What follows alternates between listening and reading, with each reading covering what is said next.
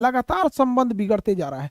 इसी कड़ी में मालदीव हमारा एक काफी अच्छा सहयोगी देश था, बट वहां के जो प्रेसिडेंशियल इलेक्शन जीत के आए हैं मोहम्मद मोइजू, तो मोहम्मद मोइजू पूरी तरह से एंटी इंडिया हैं। इन्हें चाइना फंडिंग देता है।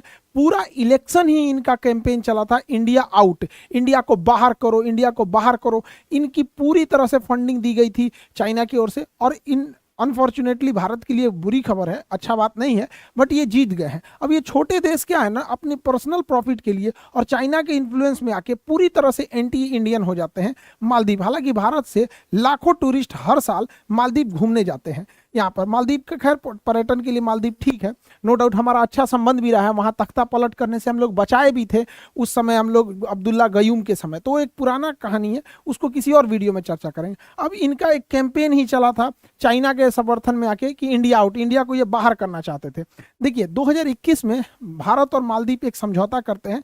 मालदीव का एक आइलैंड है उथुरू थिला फालू, ये उटपटांग नाम है, उनके भाषा का नाम है। इस आइलैंड पर भारत मालदीव के लिए एक कोस्ट गार्ड स्टेशन बना रहा था, एयरपोर्ट बनाया था, और उनकी ट्रेनिंग के लिए यहाँ पर भारत ने अपने कुछ जहाज़ों को भेजा था। और इसमें जयशंकर साहब भी थे, और काफ़ी डेवलपमेंट को लेके ये आगे बढ़ गया था। और सिर्फ मालदीव चूंकि यहाँ मेजर शिपिंग रूट पे है, यहाँ पे भारत का भी पकड़ बनाना जरूरी है यहाँ पे।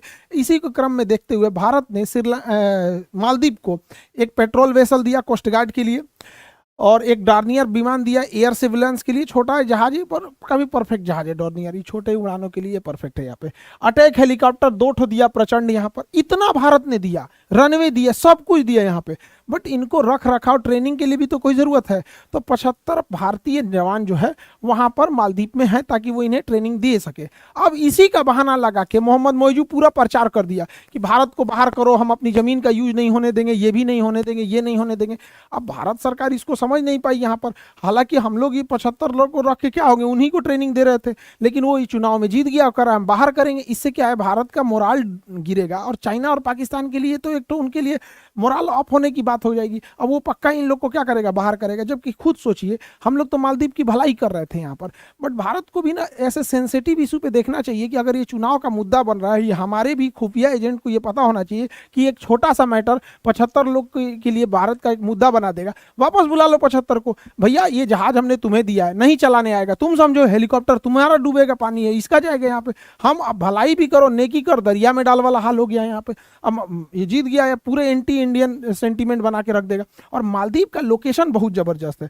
मालदीव को अगर आप देखेंगे तो मेजर शिपिंग रूट पे है। सिंगापुर की भी पूरी जहाजें यहीं से जाएगी, वियतनाम की भी जाएगी, इंडोनेशिया की भी जाएगी, हांगकांग का, चाइना का, यहाँ से ताइवान का, मालदीव ये फिलीपीन, जापान, सब इसी रूट से जाते हैं।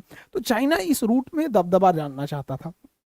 अब यहाँ पे भारत की मौजूदगी चाइना को खलती थी, चाइना इस मामले में सफल होता दिख रहा है यहाँ पे।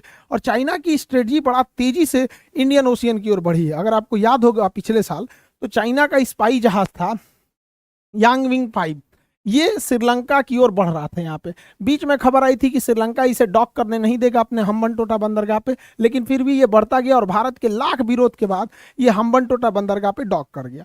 चाइना की डेप ट्रैप नीति है, उसकी कर्ज की जाल की नीति को हम अगले वीडियो में समझा देंगे कि कैसे वो भारत को घेर रहा है। उसके अगले वीडियो में हम आपको ये समझा देंगे कि भारत उसका कैसे काउंटर कर रहा है। बट अभी वो हम्बनटोटा बंदरगाह को लीज पे ले चुका है यहाँ पर, और यहाँ उसने डॉक कर दिया यहाँ पे। लेकिन भारत की ये तो डिप्लोमेटिक हार हो जाती है यहाँ पे। तो हमारे पड़ोसी से संबंध देख रहे हैं, मालदीव से बिगाड़ दिया, श्रीलंका से बिगाड़ दिया यहाँ पर। अब देखते चलेंगे एक एक करके। तो मालदीव और श्रीलंका तो चले ही गए यहाँ पे। अब म्यांमार में आंग सान सू की भारत में थी, शरण ली थी, भारत से पढ़ी हुई थी, तो ये भारत के समर्थन में थी।